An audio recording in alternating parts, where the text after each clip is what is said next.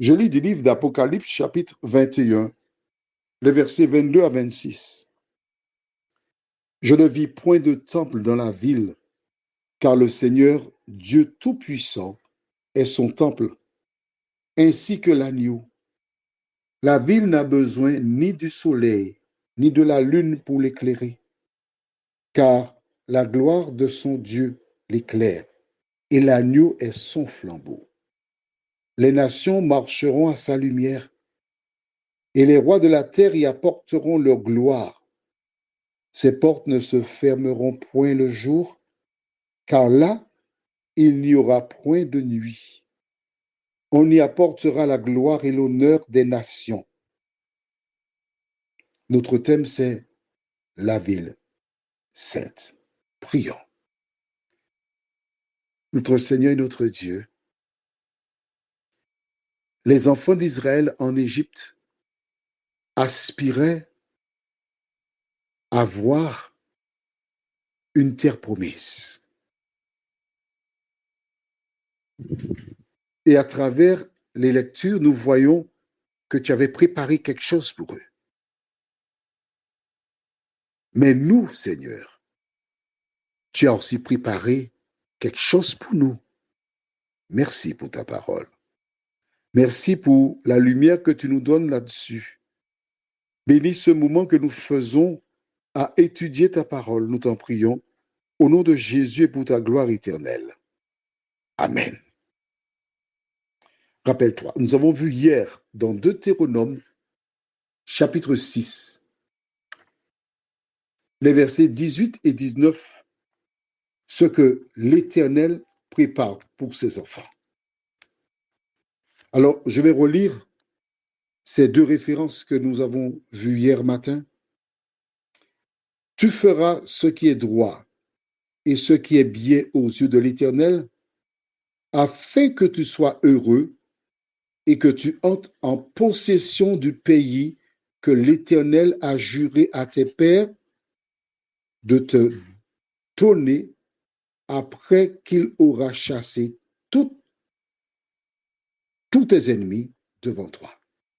OK.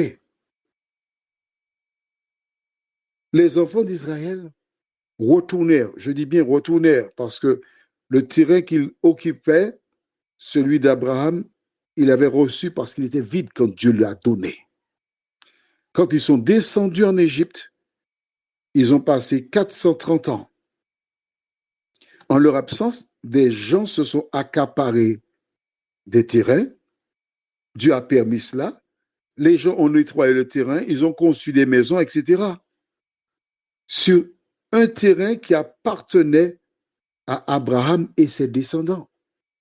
Au terme des 430 ans, le peuple d'Israël est retourné prendre possession de la terre promise qui était déjà la sienne. Mais nous sommes nés sur cette terre, disséminés à travers le monde, mais nous avons une espérance. Un jour, Jésus de Nazareth reviendra pour donner à chacun selon ses œuvres. C'est pourquoi les conditions qui furent données à Israël s'appliquent à nous, sur les mêmes conditions. Ils allaient vivre sur une terre nouvelle, puisqu'ils laisseraient l'Égypte.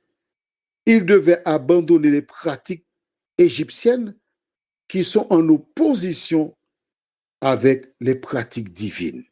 Nous aussi, sur cette terre, il existe des produits illicites, des pratiques illicites. Celles et ceux qui seront sur la nouvelle terre ne devront pas contaminer les autres. C'est pour cela qu'il est fondamental pour chacun de choisir ce qu'il désire.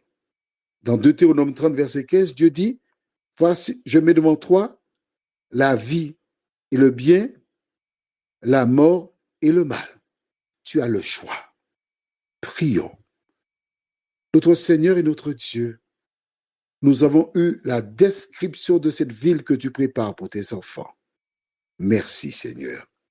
Merci de nous aider chaque jour à comprendre que cette nouvelle terre sera différente de tout ce que nous avons connu jusqu'à présent. Tu invites celles et ceux qui souhaitent s'y rendre d'appliquer leur cœur à la sagesse. Merci de nous aider dans ce sens, nous t'en prions, au nom de Jésus et pour ta gloire éternelle. Amen. Je te souhaite une bonne journée.